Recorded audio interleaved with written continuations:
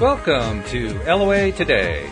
Walt Thiessen and life coach Patty Framo here. Today is Monday, October the 22nd, 2018, 4 p.m. Eastern Time, your second daily dose of happy for the day. And unfortunately, I wasn't able to get the live broadcast portion of this going for this podcast because I had an interesting run-in today, Patty, with a person with a tech support, and we all know what fun those conference calls when you're calling tech support can be. Love those calls. Oh, they just pick you right up, and this one was a great one. I'll even name the company just because I've had some issues with them in the past. I think they deserve a little bit of a nudge, like, come on, guys, get your act together. The company is QuickBooks, the famous company that does application accounting and so forth, online accounting.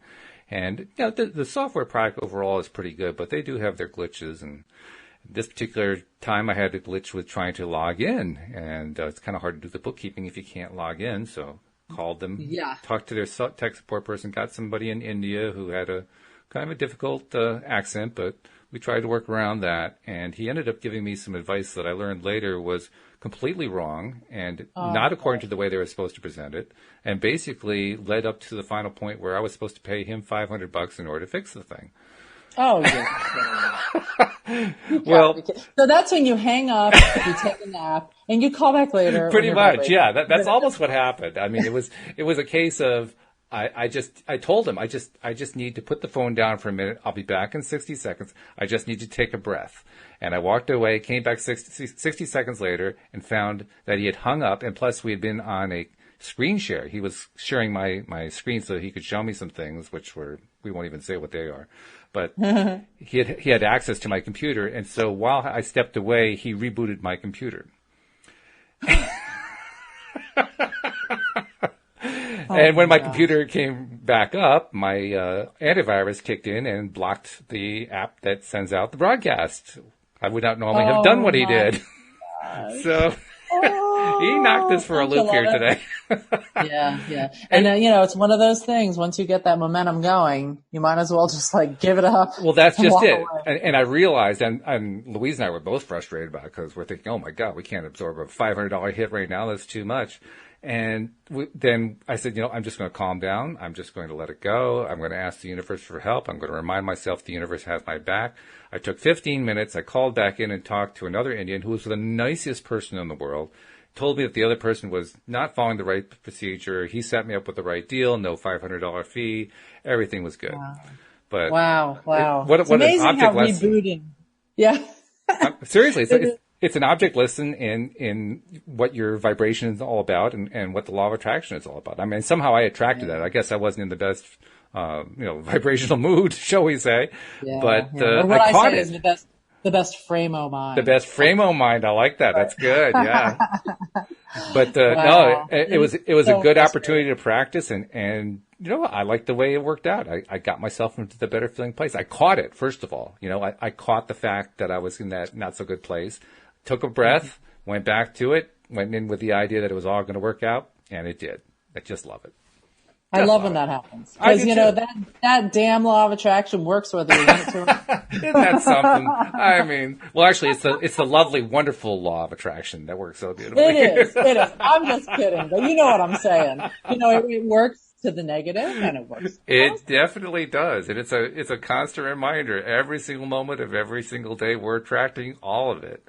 It's like I like to say periodically here on the podcast, darn, I can't get away with anything anymore.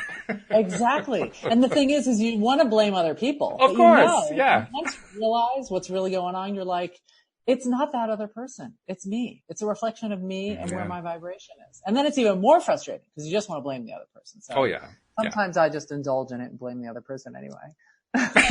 Well, I did for 10 minutes and then I gave it up.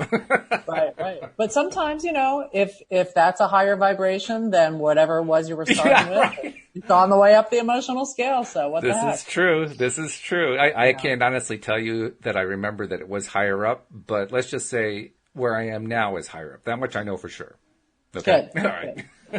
So we don't have a live broadcast, but we have a recording broadcast. We have a recording broadcast. They're just as much fun, especially since we get a caller today. This is really cool. We have a caller calling in today. I am really excited. I've been hoping and wishing for a caller, so there you go. Yeah, there we go. So you want to bring our caller in? So I understand we have Lisa. Yes, hi. So Patty and Walt, this is Lisa. How are you today? We're fine. Doing good. How are you doing? And I'm okay. You can hear me okay, right? Oh, yeah. Yep. Great. I have some water here. I know a lot of stuff will probably come up, but... Hopefully not the water. Sorry, I didn't mean to make you laugh. First, I have to say I'm really honored to be even accepted on this call. I've been doing a lot of work around law of attraction, and I actually know Patty and worked with her a bit in San Diego, and was really thrilled to hear that she was going to be on these podcasts going further. So thank you. I was too. I was thrilled too. Hey, that makes everybody thrilled because I was loving it. Let me tell you. Yeah. Well, my first question with both of you is how much time do we actually have going forward with my call just from now till the end of the call? So how much time is that? Actually, we can probably devote all of it because since we're offline, unless we get somebody else who tries to call in, despite the fact that they're not picking up the live broadcast, it's probably all you. So I'd say go for it, Hey, I'm all about that. It's the Lisa show today.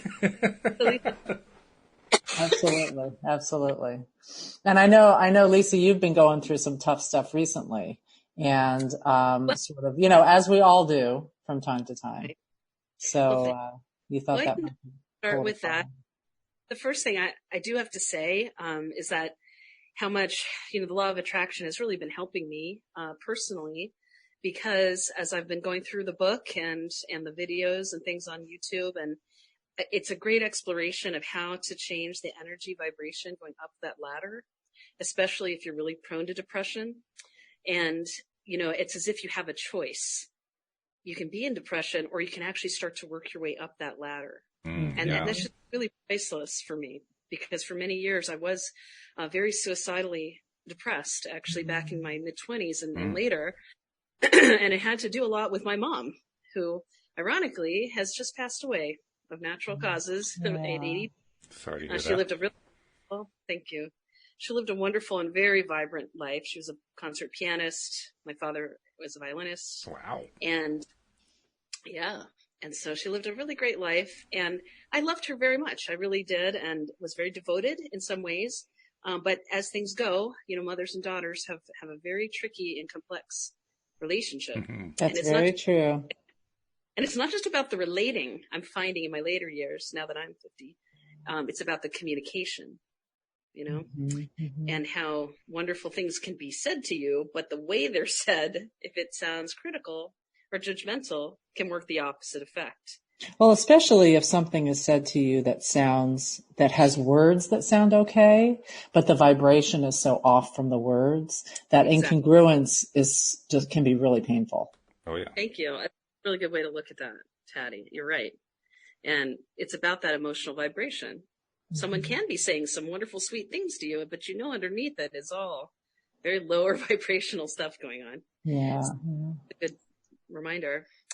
But today, some good things have been happening, and I've been really coming back to that place of what can I do or think right now that makes me happy, that makes me in the gratitude place, the joy place, and to really go into each meeting or each phone call I've had to make, after her passing. Different things have come up, whatever.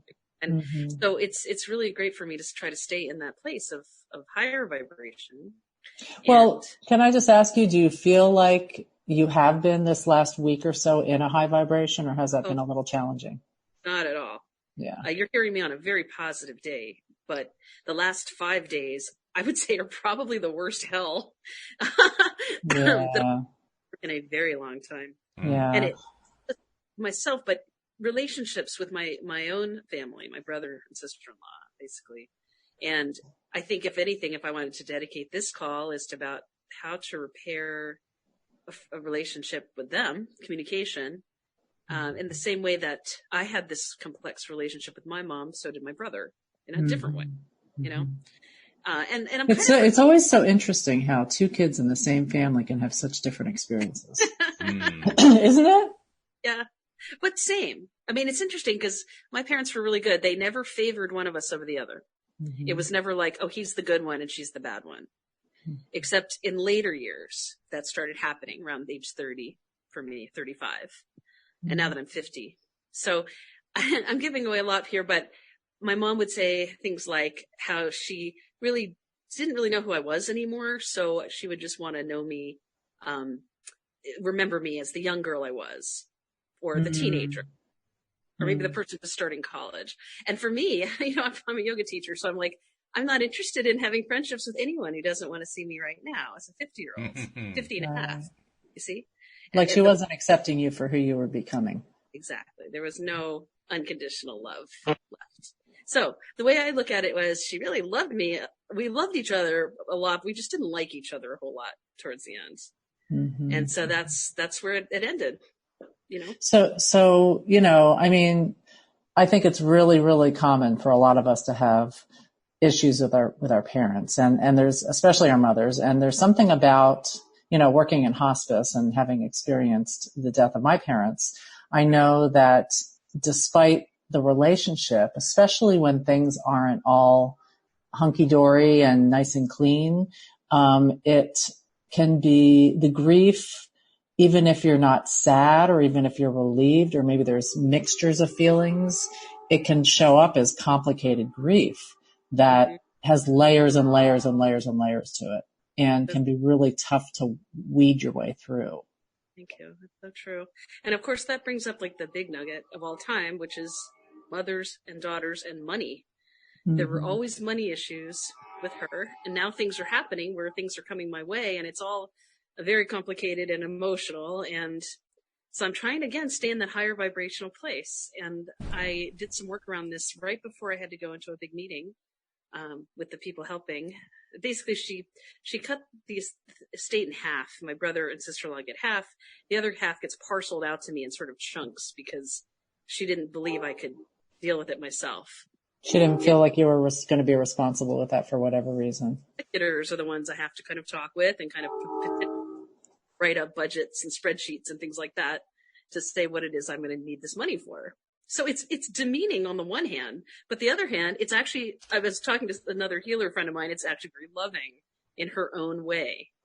Right? Trying to protect you from what she perceived to be something that would be difficult for you to manage.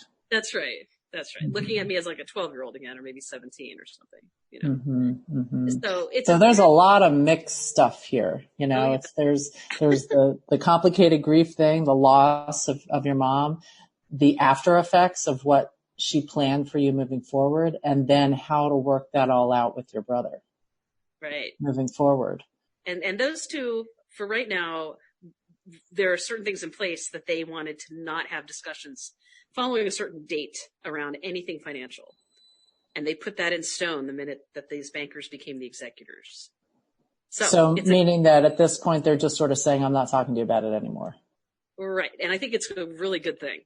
I was very angry at one point over the weekend, but the more I thought about it, it's like the best gift ever because I'm finally free. I'm free of their judgment too. Mm-hmm. And the people who now really don't know me at all and they're happy to help me and they want to see the good side of things. Do you know what I mean? Yeah. So if you could name the feelings that you've been having just in the last 24 hours or even where you're at now. I mean, now it sounds like things are a little up, but if I'm looking at overall how that's been affecting you, what emotions would you name? Definitely disappointment. Mm-hmm. That's about, and not about money. I mean, about the communication situation. With your brother. Yeah. And sister-in-law. Remember, they're married. So a lot of it has to do with both of them versus me. Mm-hmm. And I'm going to take out the Law of Attraction book right now and make sure I have the those emotional scale. Yeah. Can you tell me the page again? I'm always referring to this. This is asking it is given. That's the book that you're looking at. Right. So you happen to have that page number handy? Oh, I think the best book ever. I don't have it right in front of me, but I kind of know some of it. It's around 120, but let me see if I can find it for you. So, but as we're talking, that's definitely the big emotion that comes up. Disappointment. 114. page 114. Oh, thank you. That's great.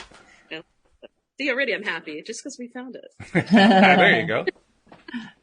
Okay, so here we are at frustration, number 10, irritation, number 9, pessimism, definitely 11, overwhelming, doubt, everything under 9. Everything from that, what's the top emotion at 9? It was disappointment. Disappointment. So everything from there down. Yeah. I knew that, again, thanks to this book and to you, Patty, and just the law of attraction in general, I knew that the more I slipped down that ladder, not even looking at this list, was just going to be wasted energy. It's like I could not afford to waste any energy going down that hole. Mm-hmm. Do you know what I mean? Mm-hmm. And there's two different approaches, because I think that if you are able to find tools and strategies to raise your vibration up from there, then I say that's definitely the way to go. Right. If you're finding that you keep getting sucked back down there again repeatedly, then I think there's also different tools that you can use to really, I don't know if I'd use the word clear it out, but that's just what's coming to mind. Kind of clear out some of those issues. For both, because I have been able to find myself kind of holding it together and doing my yoga practice and meditation, and even just going outside for a walk or going to the local mall and just kind of being around people and a coffee. Like even that cheered me up a little bit more. Do you know what I mean? Mm-hmm. Kinds of strategies, but I'd be interested in anything you have to say about these lower ones as far as the strategies. Well, it's funny and I think Walt and I have talked about this before, when we looked at Ask and It Is Given, the majority of them are for, I believe, raising your vibration when you're kind of doing okay. A lot of them are, yeah. And there were not a lot when I was in a really dark place. I've talked about this, I think, on the show before. I was having a difficult time finding, they're like, oh, well, just go out in nature and blah, blah, blah. All of those things are really helpful. But when you've got this underlying sort of, boiling yuckiness, and that keeps getting sucked back down into it again, it makes it hard to get, it helps to do those daily things, but sometimes if you're finding that you're doing that over and over and over again and it's feel like you're putting Band-Aids on top, then I think is that kind of where you're at? Well, actually, it's funny because I am very honest, Patty, with you, because you've been great. It's about really looking at where you're at right now, like not where I was yesterday or 6 days, right? Mm-hmm. And so for right now, I'm actually in that real optimism place. One's going up. But what you're referring to was just happening yesterday. I was kind of looking through the book, but I came across this awesome paragraph that she writes in here, about how they were going to have this conference at this hotel, right? Mm-hmm. They booked the hotel. They paid for it. They've emailed them. They've even called them the day before saying they're arriving and they can't wait. And every time without fail, they would show up and that hotel was not ready for them in their conference. I love that story. It was like, I think we should change conference places. Okay. And then Jerry's like, no, we're not going to be doing that. Or was Abraham and said, no, you're going to take out a book and it's going to be called, and I actually did this yesterday. It's the positive book, the positive, let's see, how do they call it? Hold on 1 second. Book of Positive Intentions? The Book of Positives. Positive Aspects. That's right. Aspects. That's the word I was looking for. And I wrote down, I just did it. And I said, okay, the positive aspects of my current situation and money in general are, okay, the first one that came to mind was there's going to be an abundance of money available and coming to me now.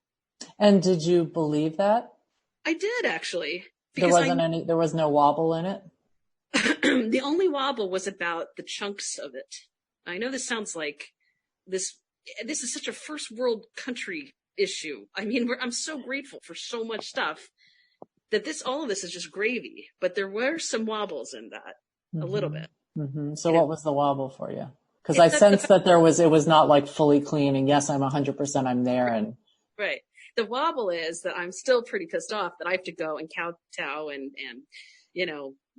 do spreadsheets and emails and kind of make a case for myself if I want to get at the money that's actually my inheritance anyway. Mm-hmm. That's going to be tough for me, but I have started to shift that because as the Buddha would say, the definition of suffering is trying to change what is. This is the way. That's a good one. Isn't that a great one? I read that once and I use it all the time. So please free to use it. As the Buddha would say, the definition of suffering is trying to change what is. Yeah. Okay. So I knew it was up to me. It was my choice on how I was going to react to all this, you know? Mm-hmm. And thanks for letting me say all this stuff. The second one that I put here on the positive aspects was, unless you want to talk about that more, Patty, about that little. Or did you just have something, Walt? You sound like you were going to say something.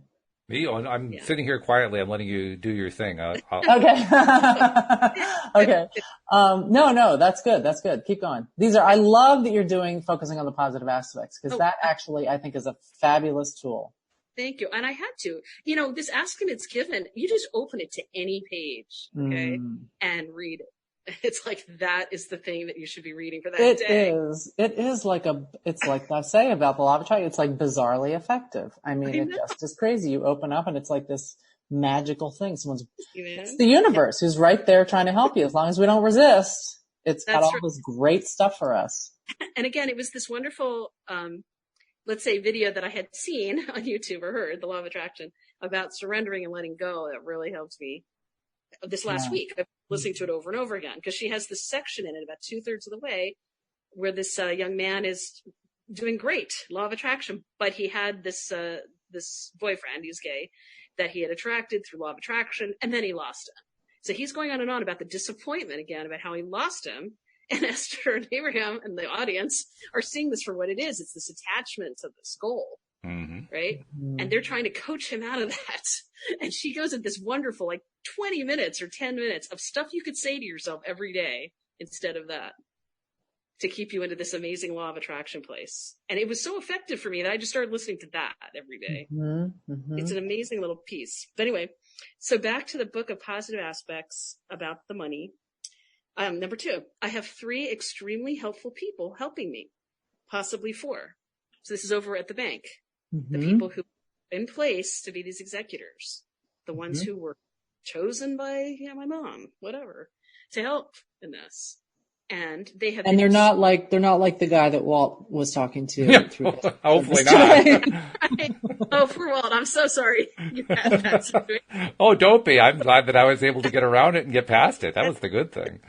The feng shui experience. Anytime there's that kind of bungling going on, it's a feng shui thing. So somehow the universe lined up these right and perfect people for you to assist you. And I'm really, literally thanking my lucky stars, actually, because there is such an abundance of help out there, and it's nothing to be mad about. Mm-hmm. It's like, if you can't win, just go along with it. You know what I mean? Mm-hmm. That's like my one little wobble.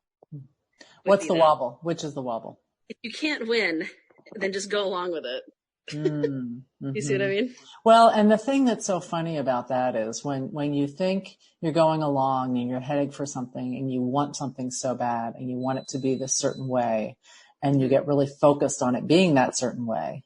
Right. And when you, later, if it doesn't work out that way, at the time it can be really disappointing or frustrating. And then sometimes later you'll look back and something else even better will have come from that. Exactly. That the universe worked out for you, that you couldn't even have anticipated, because the universe knows all those little pieces you're putting into the vortex and is able to somehow mix it into this cake that it presents to you at the end. It's like this cookbook, this recipe, and the cake is already baked. Mm-hmm. And all you have to do is wait for it and eat it when the time is right, No, I know. It's great. It seems so simple. I know, but we get our heads, the ego mind, okay? It's like the ego mind wants what it wants. And the more we can surrender that, it's like, it's not you, ego mind, it's like the whole picture. Mm-hmm. But one thing I will go back to, this nugget came up for me about, if you can't win, just go along with it. And see, the thing is, Patty and Walt, one of my big metaphors over the last 10 to 20 years was, whatever my mother said to do or whatever she thought, just go the other direction. Interesting think strategy. Twice. Just go do whatever else you want, And at the end of the day, it was like, if she wins, I lose. Something like that. Like you were competitive, like you were competing. Oh, definitely. And she was jealous too. So there's a lot of this going on. And the beautiful thing is that I also helped be a part of some wonderful retreats for many years that helped me really remind myself that I'm full, whole, and complete. Louise Hay has been extremely helpful with me with that, her writings and my quoting it into an interview tape recorder and hearing it back. I have to say, it sounds like you have just done such an amazing job of seeking out and being open to all these different modalities to really help yourself. I do appreciate that. My yoga is really the core of everything that I do, that I teach. It's a sound healing yoga. And I had such a revelation through that in 1994 when I was very young. And that shifted me so quickly that I knew I couldn't go back to the person I was. So I was like living from that place of wholeness. Well, the mind is, of course, off and running all the time, but the body knew it was full, whole, and complete. Do you know what I mean? Yeah. So that's a really powerful time, and it still is. It's like the core of everything. But thank you. I appreciate that compliment coming from you. It means a lot. Okay, now number 3 was, let's see. So I took a look around this beautiful place where I've been staying, my mother's home. And it is very beautiful here. There's trees and birds and all kinds of animals, things here that are just so beautiful and interesting to watch and walk amongst. And that really put me in a good place. This is a family home too. Yeah. Nature's really nice too. And to be able to have this roof above my head and like every day, just be here. Yeah. That's really lovely. And that was part of my positive aspects, right? Because that was one thing that they said in the Law of Attraction book when they were talking about the hotel and this must be the wrong hotel. But one of the I had to write was, it's in a great location. There's great parking. It's right off the highway. It's just like. And it's really crazy how when you do what you're doing and you do focus on those positive aspects and not just saying them as words, but really feeling the appreciation for them, it just, more than 17 seconds and it starts that momentum going in that direction that more thoughts like it are gathered. And it just is really cool to see how that upswing starts to happen. I cannot believe you just said that, Patty, because an hour ago, I was on a Facebook group called Soulful Journey. And I was posting about this exact thing, about how I would channel the Louise Hay book into a tape recorder with my own voice, just reading exactly what she said. And then over time, listening to it probably over 80 times of her great affirmations. So, you're full, whole, and complete. The universe is here for you. It supports you. Like all these things, my subconscious heard it finally after all these listenings to myself saying it to it, right? So that reminds me a little bit of that mirror technique that you've talked about, Walt, that you do. Oh, yeah, very similar. It's basically the same thing as what you're doing. I mean, what I do is when I get up in the morning, I look in the mirror, and for a few minutes I talk to myself, and I tell myself how much I love myself and how proud I am of myself, and I'm really doing good things, and life is going well. The universe has my back. It's like a combination of loving yourself and giving yourself a pep talk at the same time. And that's really great. Can you put those into like actual words like Lisa, I love you. I am so proud of you. You are doing great. The universe has your back. Stuff like that. Is that what you say right exactly that. And you look into your own eyes because you're looking in a mirror. So you literally, how you can kind of see that the other person's eyes are like the windows to their soul. You treat yourself the same way. And so you're talking to your inner being through your own eyes. That's so great. Can you say more of the things you say in the morning? Oh, it's different every morning. I don't have a fixed routine. A lot of it has to do with what I'm planning to do that day. I'll give myself a bit of a pep talk about what's coming up that I know about. Okay, so what's a good example? Let's say, I'm always doing the podcast in the morning. I have a morning and an afternoon podcast, right? And so for the morning podcast, which usually comes about an hour and a half after I get up, it's like, okay, today's co-host is going to be so-and-so, and I love doing the podcast with so-and-so. They're always great, and it's going to be just as good today. It may even be better today because he and I or she and I are doing it together, and we're both good at this, and we love it. And the love is what comes through. In fact, I'm just reminding myself, I love doing those podcasts. Thank you for doing them with me. You do such a great job. I'll do stuff like that. Just carrying on a little conversation with myself. Okay, I like that. Very well, and thank you for that. And it's interesting because it brings up something about goals. And that might be something that I had spoken of earlier when I was able to see Patty in person. But about 10 to 15 years ago, I decided that I was some kind of goaled out. All of my life, I had been put in all kinds of great opportunities, and I was very competitive and went to an Ivy League school and wrote for some very big newspapers and magazines, and it was just big and bigger and better and all of this stuff. And then when I got into yoga, I realized that I was done with that, really. And the way I put it was I was in a course on creativity. And if you can just imagine with me, I'm just looking at the clock myself, but if you can imagine, the clock starts at midnight, the creation clock, and it starts to tick around, and you think of something you want to do, and you gather your team and research it, and you actually complete the goal. The clock is about at 6 or 7. You start getting all the nice kudos and feedback and so forth and so on. And then the clock is all at 11 before midnight, and the mind goes into what's next, right? And the minute I heard that, I'm like, I'm done with what's next. Never have to be what's next again for the rest of my life. That's my choice. You know? Well, and there's two kind of what's next. It's interesting to hear you say what next in that way, which is more like a pressured, goal-directed, action-oriented, competitive with yourself and others, got to move ahead and push, versus what's next in terms of fun and play and what can I do next that I'm going to enjoy. And you're right. And what's interesting to me is that, Patty, it's really astute, because I knew that for the time remaining of my mother's life on this earth, if I unveiled to her any of my goals, any of my fun stuff, anything that I'd like to do, there would have been such a knee-jerk reaction against it that it would have been totally poo-pooed and punted out the window. You know what I mean? Yeah. So I made a conscious decision with myself not to mention any goal whatsoever of any kind to her ever, of anything, where I was living or whether I had a car I was driving or anything like that, because it wasn't, for me, it just no longer made sense for me to share anything with her because of these reactions, which is, well, it's self-protective. It makes sense. Why would you open yourself up, to being hurt by her? But see now, exactly. But now back to the law of attraction, right? And thank you again for your work here, Patty. Like, just that meetup alone I went to, it was just like, wait a minute. If I can now get myself into that vibrational place where I'm actually looking forward to having goals, looking forward to the fun and the good stuff, right?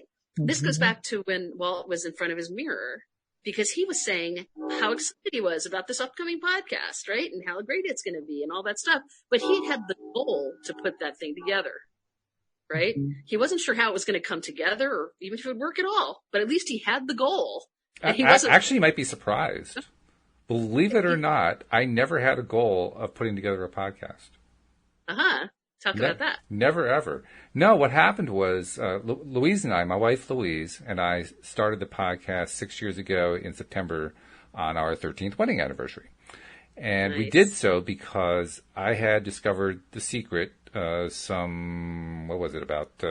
5 years before that. And I'd been kind of stumbling around trying to learn it. I had only barely been exposed to Abraham, didn't really get any of it. Some of it made sense, some of it didn't. And I engaged my wife on it and my brother and my sister-in-law, and I was trying to get them all involved in like doing discussions on it and so forth. And they had some interest, but it was clear I had more interest than they did. And so I conceived of doing a podcast because I figured it would be a way to get us all talking about it at the same time. Not that I wanted to actually create a podcast that would turn into this, great big growing thing. I just wanted to be able to talk about it. That was it. There was no long-term plan at all. That's funny because that was initially my start of the meetup. I just wanted to be able to talk about it. Yeah. It's great. Very cool. By the way, something else you told me, Lisa, that you mentioned here, you've talked quite a bit about the relationship you had with your mom and how it was, it was a problematic relationship and so forth. And my relationship with my mother is quite different, but has its own issues and continues to this day. But they're relatively mild now. They're not like they were. And the one thing that kept coming to my mind, now you may have already gone after this in a sense, but I thought I'd mention it anyway just because it kept coming to me. I realized at one point in my life, I can't tell you exactly when it was, I'm going to say, I don't know, 20 years ago, something like that. I realized that in order for me to move past those issues I had with my mom, I had to finally just get to the point where I said, I can't change anything about her. I can't change anything about our relationship. I can't change any of that by trying to change it. The best that I can do is just let her be her. And if I can just let her be her, maybe I can let go of the other stuff that I've been carrying. Mm-hmm. And that did it for me. Now, I'm not saying that's what's going to do it for you, but I found something like that just gave me a kind of like a self-justification for just letting go of, how is she reacting to me, and how, what's she going to be saying next, and what's the next thing that's going to come up. I just kind of let go of that.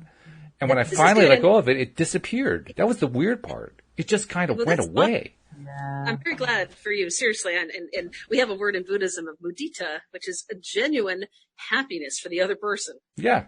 You're not feeling jealous or anything like that, just genuine. And there are plenty of times now where my sister's the one who deals with my mom more often. My sister. Well, I was just going to say that there are differences as well in the dynamics and energies between sons and mothers and daughters and mothers. Mm-hmm. So what I'll say about this are two things, and I'm glad you brought this up, and I'm glad it worked for you, because my brother himself had a divorce from my mother back when he was in college, an actual divorce from her. Wow. Because she was a classic narcissist. I had to go to several workshops on this to really get it, that they don't really care about you. They love you. They want you to be protected and all that, but they don't really care about you as a person. It's all about the reflection back to them. Right? Now, the thing is, that sounds like petty or I'm blaming her or something, but this is actually how it was, and I lived in some ashrams as a yoga person, and one in particular, and one of our things was to scrub toilets, You had to do it. It was part of the whole thing. And I was constantly like devoting my yoga practice to her, kind of devoting my meditation practice to her, sending peace and joy and love and all this good stuff, right? And actually each of these toilets, like I was like in hell with the toilets. So somebody said, no, dedicate each one to someone that you really love. You're helping improve, the flushing of things, you know what I mean? And I did. I started doing that. It was like after 10 years of it, maybe, or 15, I said, that's it. I'm not dedicating any more yoga practices to her, no more meditations to her. And part of it is if it's not increasing your happiness with her, right. Just turn the other direction and just kind of pivot away on the things that are going to make you happier. Right. And also, she was who she was, just like what Walt was saying. And the other really cool thing that I totally love, and I was even doing this last week, is Byron Katie's work. The work. So Byron Katie's great because it's like Buddhism in action. You can write down a piece of paper of somebody you're really, really angry with and all this stuff, and then you do a turnaround around that. Is that really true? Mm-hmm. And so over time, I did the turnarounds around my own mom. And there was so much great stuff that came from that I just knew that I had to be on my own mat. She had to be on her mat, as we say in yoga. And that's it. And now, hopefully, knock wood, I get 30 more years. If I live that long, to be free, have my own independence of speaking and thinking in my mind. And the funny thing about all this money stuff is that I came down here. If I left without a penny, I would have been happy. Even though Patty knows a lot of my financial difficulties out there in San Diego, I would have been happy because I knew I would leave with a ticket of freedom, out the door. And I've been waiting for this for many, many years now. So let me ask you this, of all of this stuff with your mom and your brother and the money and the just trying to figure all that out, how would you ultimately like to feel about all of it? Okay, good question. In the way that I am now on the emotional scale, on the emotional scale, I'm still down there with disappointment. Probably. Yeah. So I'm thinking looking ahead, if you were going to wave a magic wand and have all of this stuff with your mom resolved and with your brother resolved and the money resolved, what would you like that to feel like? Just in general terms. Yeah, no, I'm looking at the scale and I would have to be up by around hopefulness to get there because I'm down at like disappointment at 12, but hopefulness is up at 6. Mm-hmm. So I would have to be at that hopeful place to begin to even answer that question.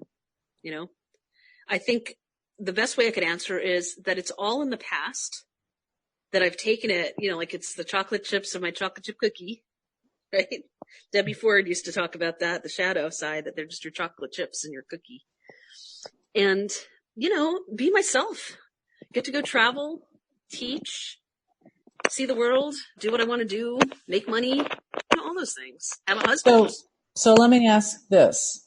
So you're saying you would have to feel hopeful in order to even figure out how you want to feel? No, I guess that's the wrong answer. You're right. No, it's not wrong. I'm just trying to clarify. No, it's a good question. I'd like to feel happy again and content. Contentment is underrated. I'll tell you. When you it's really a great thing to be content because you're content. No matter what happens, you're still content. And I've been that way for a long time, actually. And then there's going to be the contrast, and to clarify, expand a little more what you want. And there's going to be that reaching for that once again, because of course it never stays constant. But, and then of course we get bored. Even when it gets to that contentment piece, we're like, oh, okay, I'm bored now. I need something else. But it's a cool thing to reach for. And I'm just wondering, what would you like to feel like if you took the piece towards your mom? What feeling would you ideally like to feel towards her? Just the feeling.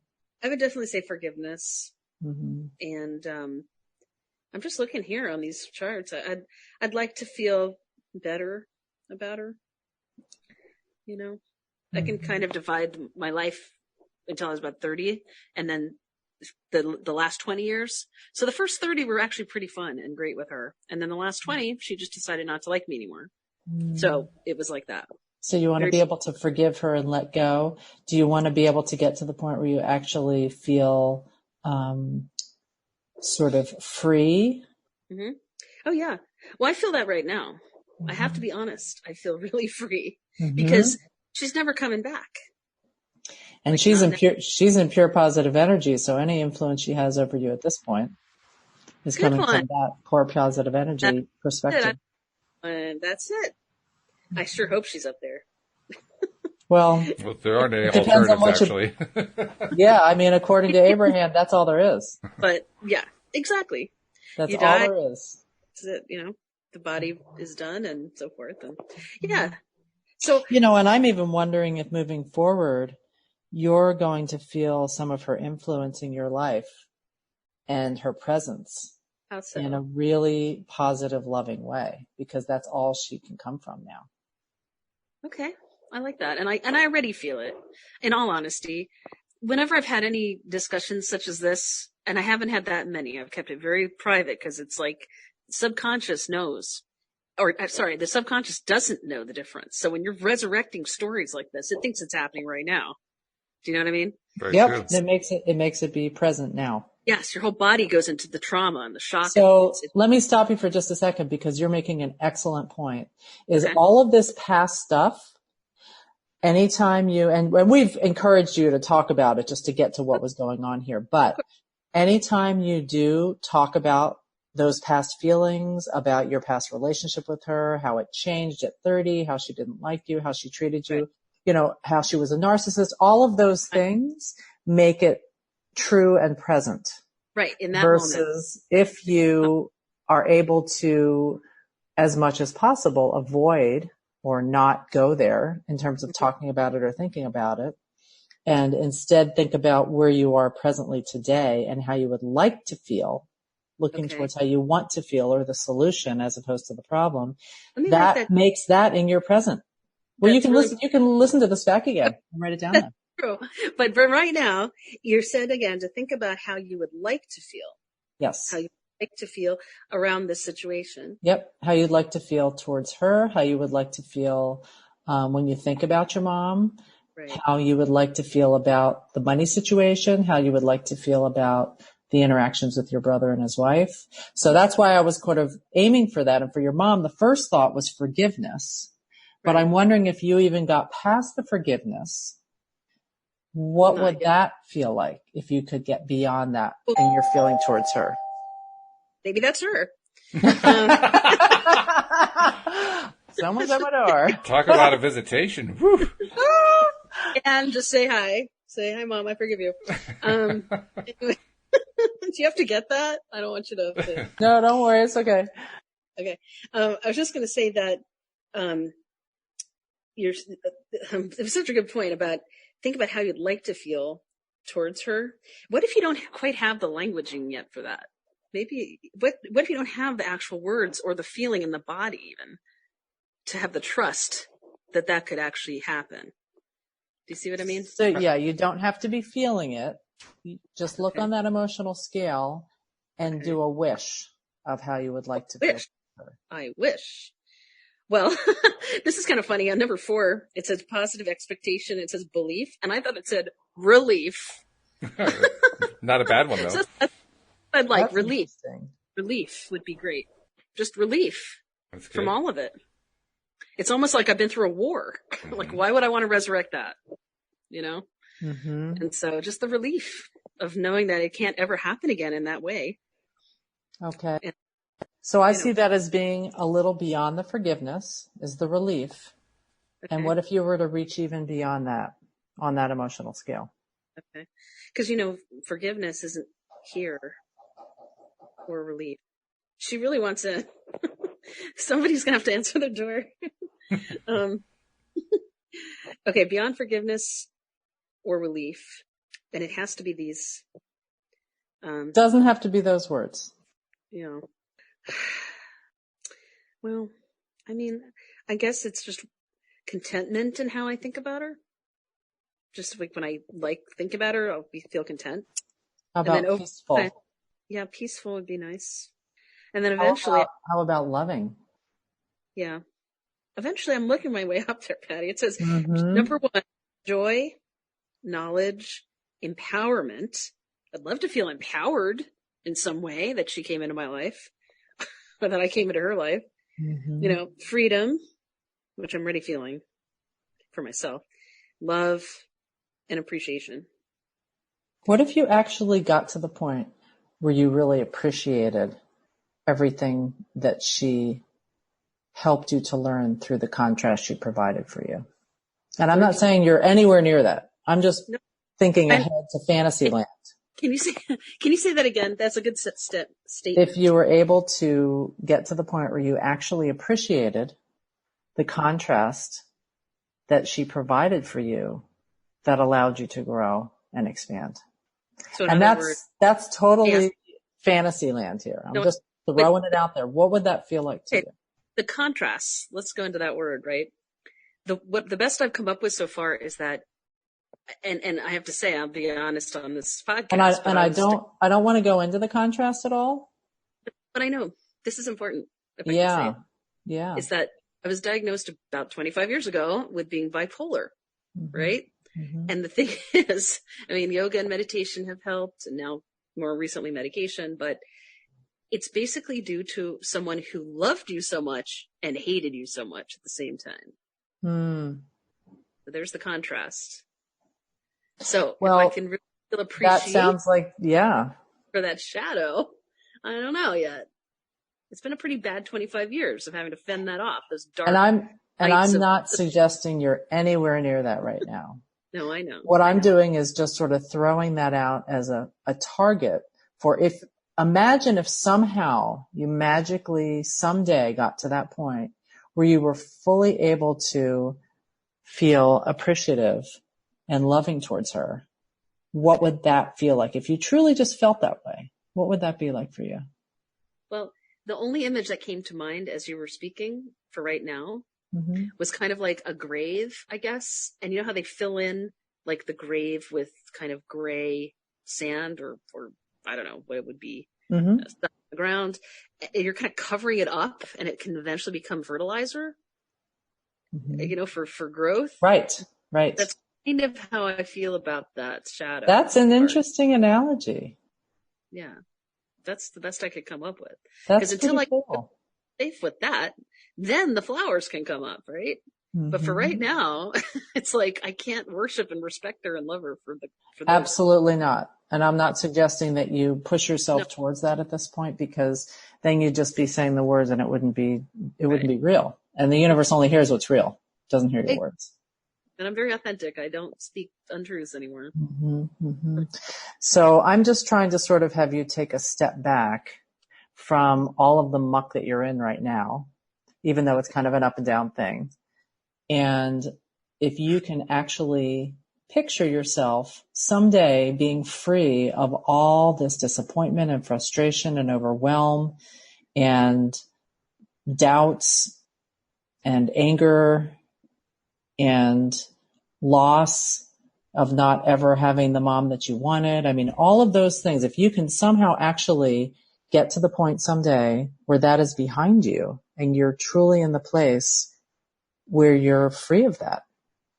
Yeah. Okay. So I can answer this, and I'm going to have to use my own process to get there. Sure. Which is the river of thoughts exercise. So the river of thoughts exercise is when we're splashing around in the river of thoughts, just like what you just said, right? Mm-hmm. And you take a deep breath, and now you're sitting on the banks of the river, watching the thoughts go by, right? And I have usually the person, if they're right or left-handed, you take a scoop of thoughts. So the first scoop that came up for me in front of my heart center is that I'm angry with my mother for having her put me through all of that, all those years. Right? And you take your other hand, I'm going to do it. You can't see me doing this, but to the other hand is the index finger. And you're going to point to that thought, which I'm cupping in front of my heart. And it says, and I go, thanks, thought, that I was angry with my mom for doing that to me all those years. Thanks for showing up. And then you gently take the back of your hand and you put it gently back into the river of thoughts, right? That's just a thought. And then the next scoop comes up. And it's like, oh, I feel a little more peaceful after doing that. Okay, now that's the thought. And you point to that. Thanks, thought, that I feel more peaceful doing that. Thanks for showing up. And then you let that go. And so does that take the power out of the thoughts over you? Let me finish, because I do three scoops. Okay. Scoop. Usually I do 3. Okay. And then I have the person say something you really love. Like, I love ice cream. Or I'm loving this podcast, actually. So you point to that thought. Thanks, thought, that I love this podcast. Thanks for showing up. And you let that go too. You see, they're all just thoughts. And the point is you're sitting on the bank of the river and you're witnessing it. And you're pointing to them and thanking it. It's Vipassana meditation, basically. And I've put in the somatic exercise of the witnessing and letting it go. So now I'm at a better place. I've just moved myself up the ladder, Patty, from disappointment into like maybe contentment, maybe boredom. One of them. I moved up from the frustration, which is what I was feeling. And was it that river thought that helped you do that? That river of thoughts? Just those 3 thoughts. I think you could hear it in my voice, right? That I was able to take it one step at a time with the thoughts themselves and thank them and let them go, because they weren't helping. Yeah, they're just thoughts. They come at you thousands of times a second. Yeah. So if we're outside the thoughts, then I can actually make an idea about this and how I would feel. And I'd feel happy and joyful and buoyant and alive, full of dance and yoga and retreats that I would lead, and I'd be abroad and probably find my husband there. In fact, yes, I will find my husband, because I know he's waiting for me. He's in London or something. He's British, so it's hard for me to see him if I haven't met him yet, if I'm here. So I like that you've got these tools and strategies that are helpful to you. And I guess what I'm trying to also do by going so far up the emotional scale where you're not there yet is just to talk about how this can be there someday. I like that. What you're actually doing is process number 12. Wouldn't it be nice if? Yeah. Wouldn't that be good? So I'll be doing that later today. I think that's a good homework assignment, right? Cool. Wouldn't it be nice if? And how is the languaging again? It's like, that's it right there. Wouldn't it be nice if? Right? Wouldn't it be nice if I felt good about her? Yeah. Good. Wouldn't it be nice if I actually appreciated what she gave to me in my life? Well, see, I actually do. I really do. If you good. On Facebook, I'm like the most devoted daughter on Facebook you've ever seen. Like putting up everything great about her because people loved her, and I loved her. So it's like that combination of I actually do. But wouldn't it be nice if I felt grateful for everything she ever did for me? That's not good. Let's go back to the good stuff. Like, wouldn't it be nice if I felt good about her? Wouldn't it be? And it's a process. It's a process. But, I'm also wondering with your brother and sister-in-law, if you can come up with how you would ultimately like to feel about that whole process with them. This is good. I think these questions about number 12 are going to help me. Wouldn't it be nice if I could come back to a time when I could actually trust them and feel good around them? That'd be nice. Mm-hmm. And you know what the thing about that is? Even if it may seem far from you now, it really is reachable. It's really there. In fact, that was in a Byron. In fact, you just put it in your vortex right now. I know. That's so interesting because 10, 15 years ago, I was in a Byron Katie group and was having similar issues with those two. And they were these elder people that said, one day is river time. You're going to come and just sit with them and listen to what they have to say and not feel judged. And like that day, I was so angry. I'm like, that will never happen. Forget about it. You know? Mm-hmm. And of course, over time, it did happen. You know, I came to like them again and listen to their wisdom and stuff like that. Mm-hmm. So similar here.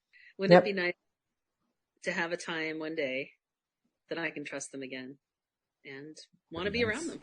Mm. Yep. I like that. I like that. Well, it looks like we're actually getting kind of close to the end here. We got a couple minutes left, but we're getting close. So, you know, I mean, I just want to say thank you so much, Lisa, for being so open to, you know, opening up yourself to all of this, because it's not easy to do. And I really do see you getting past this. I really do see a future for you where this is not weighing down on you the way that it is now. Thank you. I see it too. That to me is all right on the bright horizon of the future. It's like, I'm so ready to go and be a world traveler. I've got all these thoughts and ideas and I'm putting them right in the vortex because there's part of me that has kept myself small and in this country. I can't really explain it better. But 15 years in California and 12 years in New York. And I haven't left here in years and years and years. Mm-hmm. And it's like we're global citizens, all of us. And I used to have a blog or a website idea that I thought of called The Transformational Traveler. And it's all about these great journeys that we can go on to these great countries, you know, India and Bali, but we're actually always the transformational travelers. We're always transforming at home as well. Mm-hmm. So and on this call. So it's like, I would like to now be the transformational traveler abroad and go see everything. And see, that's one of those fun, happy goals. Mm-hmm. Exactly. Now I can really step into it.